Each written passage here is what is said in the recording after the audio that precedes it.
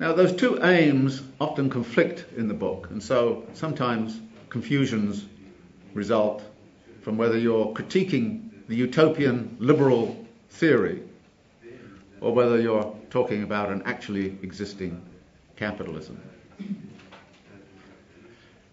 In chapter 2 of Capital, Marx actually assumes there are going to be perfectly functioning markets.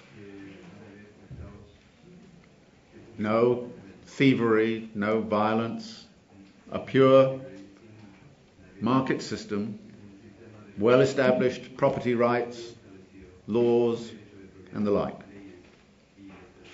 And he then asked the question, how come this market system, which is egalitarian, very important point he makes, it's egalitarian, and I'm going to assume it's egalitarian. That is, in the market, equal value exchanges for equal value. We make that assumption. What Marx then demonstrates is the truth of a wonderful adage that there is nothing more unequal than the equal treatment of unequals.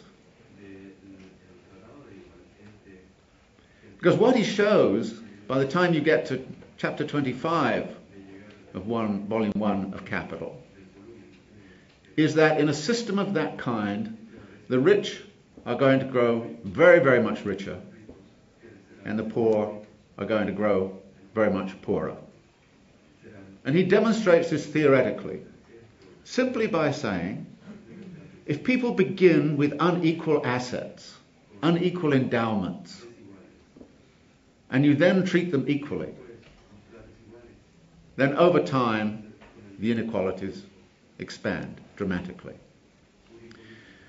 Now, I wanted to write about this, but I know perfectly well in the United States, as well as in many other parts of the world, to quote Marx is in fact to mean that nobody's going to listen to you.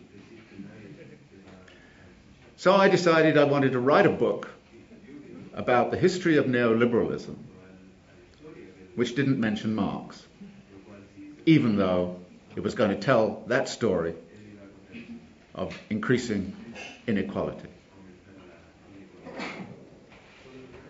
There is a connection between this dispossession that's going on all over the place and the massive accumulation of wealth. Now, there's a curious thing about American academia. Even on the left, in American academia, people don't like to talk about class. Radical politics is about gender, race, sexual orientation. Forget class. And I think those elements are incredibly important.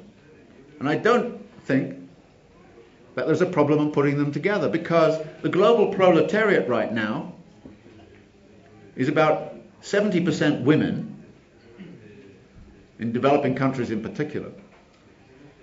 And it's also people of colour. So race, class, and gender go together. And my big problem with the left in the United States, and actually throughout everywhere, is I say, look, what you've seen waged against you these last 30 years has been a very sophisticated form of class struggle. And if it looks like class struggle, and it walks like class struggle, and it feels like class struggle, then we better call it class struggle.